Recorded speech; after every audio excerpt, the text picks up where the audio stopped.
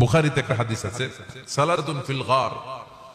বনি ইসরাইলের 3 লোক সফরে বেরিয়েছে, মরুভূমির সফর, মাঝখানে তুফান। কই যাবে, কই বাঁচবে, দৌড়াদৌড়ি শুরু। দৌড়াতে দৌড়াতে এক পাহাড়ের গুহার ভেতরে আশ্রয় নিয়েছে। গুহা চিনেন তো? পাহাড়ের গুহা। আশ্রয় নেওয়ার সাথে সাথেই বৃষ্টির পানির ঝাপটায় পাহাড়ের উপর থেকে বিশাল এক পাথর খণ্ড এসে পাহাড়ের গুহার মুখটা বন্ধ করে দিয়েছে। বন্ধ, অন্ধকার। এরা পড়ছে বিপদে। হায় হায়, বাঁচার জন্য ঢুকলাম, এখন দিই মরণ। ঢুকছিল কি জন্য? এখন মরণ।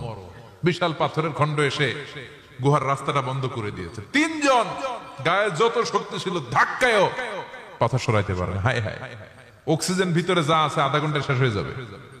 কি করে বাঁচবো? বাঁচার উপায় নাই। চিল্লা ফাল্লা শুরু হয়ে গেল, কান্নাকাটি শুরু। একজন বলে, তোমাদের জীবনে কার কি ন্যাক আমল আছে, যেই ন্যাক আমলটা আল্লাহর ভয়ে করছিল ওইটার ওসিলা দিয়ে দোয়া করে দেখো কিছু হয় কিনা। সুবহানাল্লাহ কোন? এটাই উপায়। একজন হাঁটু গেড়ে চোখের পানি ছাড়া শুরু করছে, দোয়া শুরু করছে, আল্লাহ আল্লাহুম্মা কানাত লি আবাওয়ান শাইখান কাবীরা। আল্লাহ, আমার বাবা মা ছিল বৃদ্ধ বৃদ্ধা, আমি পেশায় রাখাল, সারাদিন ছাগল চড়িয়ে রাত্রিবেলা দুধ আনতাম, সবার আগে আব্বা আম্মারে দিতাম, এরপরে আমার ছেলে মেয়ে, এরপরে স্ত্রী। একদিন গভীর রাতে এসে দেখি আব্বা আম্মা ঘুমায়। দুধের বাটি নিয়ে আব্বা আম্মার মাথার সামনে দাঁড়িয়ে রইলাম। ছেলে মেয়েগুলো আব্বা এসে বলে, আব্বা দুধ দাও। আমি বললাম পরে, আগে আব্বা আম্মা খাবে, তারপরে তোরা। ছেলে মেয়েগুলো কান্না জুড়ে দিল, আমি দেই নাই। ফজর পর্যন্ত দাঁড়িয়ে রইলাম। ফজরের আগ দিয়ে আব্বা আম্মা ঘুম থেকে উঠে দেখে তো আমার অবাক, কিরে বাবা দাঁড়িয়ে কেন? বললাম প্রতিদিন দুধ খেয়ে ঘুমাও, আজকে আগে আগে ঘুমিয়েছো, দুধ খাও নাই, তোমাদেরকে আগে দিব বলে দাঁড়িয়ে রইলাম। আল্লাহর ডেকে বলে, আল্লাহ ওই দিন সারা রাত দুধের বাটি নিয়ে মা বাবার শিওরে আমি দাঁড়িয়েছিলাম। ফজরের সময় আব্বা আম্মারে দুধ খাওয়ালাম, তারপরে ছেলে মেয়েদেরকে দিয়েছিলাম, তারপরে স্ত্রীর মুখে দিয়েছিলাম। ও মাবুদ, ওই দিনের এই কাজটা আমি দুনিয়ার কাউরে খুশি করার জন্য করি নাই, শুধুমাত্র তোমার খুশি ছাড়া। ওই রাতের ইবাদত যদি তোমার দরবারে ভালো লেগে থাকে, ফাফাররিজ আন্না মা নাহনু ফি, আজকের বিপদের দিনে কেউ বাঁচানোর নাই, তুমি আমাদের বাঁচাও। ফানফাজারাত, মুহূর্তের মধ্যে 1/3 বিশাল পাথর খণ্ডটা 1/3 ডান দিকে সরে যায়, এক পাশে সরে যায়। সামান্য আলো বাতাস ঢুকতে আরম্ভ করলো। এখন বাতাস ঢুকে, এখন বেঁচে থাকতে পারবে এই নিশ্চয়তা হয়েছে। সুবহানাল্লাহ কোন? এবার সে বলল, ভাই তোর কি আমল আছে বল। দ্বিতীয় জন হাঁটু গেড়ে আবার চোখের পানি ছেড়ে আল্লাহরে ডেকে বলে, মাবুদ আমার এক চাচাতো বোন ছিল, কানাত লি ইবনাতু আম জামিলা ওয়া কুনতু উহিব্বুহা কাআশাদ্দি মা ইউহিব্বুর রিজাল আন-নিসা। আল্লাহ, সুন্দরী, অনন্যা, অপ্সরী, প্রিয়ংবদা, অনুসুয়া, গুণবতী, রূপবতী আমার এক চাচাতো বোন ছিল, তার প্রেমে আমি ছিলাম পাগল পাড়া। কিন্তু সে তো আমার ডাকে সাড়া দেয় না। অনেক চেষ্টা করলাম তারে পাওয়ার জন্য। চাচাতো বোন আমারে বলে, 100 স্বর্ণ মুদ্রা যেদিন দিতে পারবা ওই দিন আমারে পাবা। এবার আমি স্বর্ণ মুদ্রা কালেকশনের কাজে লেগে গেলাম। বছরের পর বছর চেষ্টা করে 100 স্বর্ণ মুদ্রা যেদিন পেলাম ওই দিন চাচাতো বোনের কাছে গেলাম, যে তার হাতে স্বর্ণ মুদ্রা দিলাম, বললাম চলো এবার আমরা অপকর্ম করি। স্বর্ণ মুদ্রা পেয়ে সেও খুশি, আমিও খুশি। সে পাইছে স্বর্ণ, আমি পাইছি তারে। গোপন একটা রুমের ভেতরে ঢুকলাম, দুজনে জামা কাপড় খুলে ফেললাম, নেকেড হয়ে পাপ কাজ শুরু করব।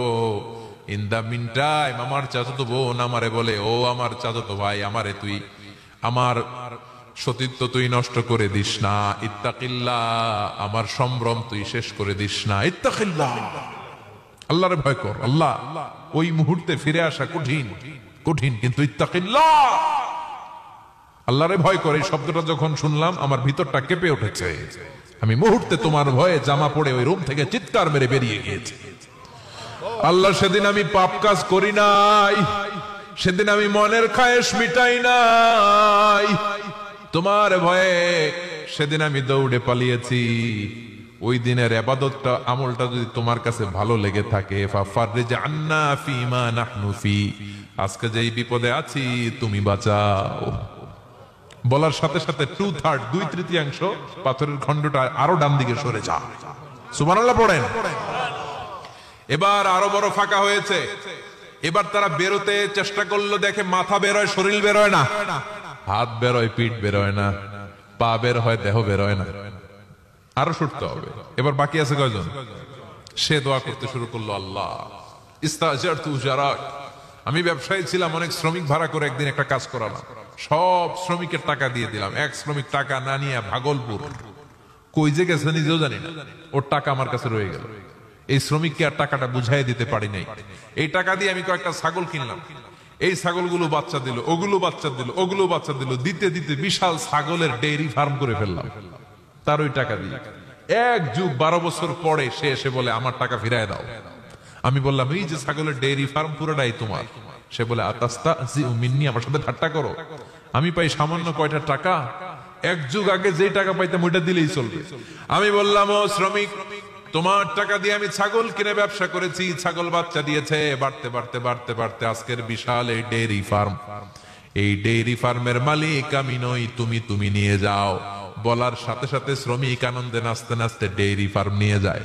ও আল্লাহ, ওই দিন যদি সে যতটুকু টাকা পাওনা ছিল অতটুকু দিলেই সে খুশি হয়ে যেত, শুধু তোমার খুশির জন্য পুরো ডেইরি ফার্ম আমি তারে দিয়ে দিয়েছিলাম। আল্লাহু আকবার। আল্লাহ, আজকের এই বিপদের দিনে আমার সেদিনের আমলটা যদি তোমার কাছে ভালো লাগে তুমি বাঁচাও। বলতে দেরি, মুহূর্তের মধ্যে বিশাল প্রকাণ্ড পাথর খণ্ডটা অন্যদিকে দৌড়ে চলে যায়।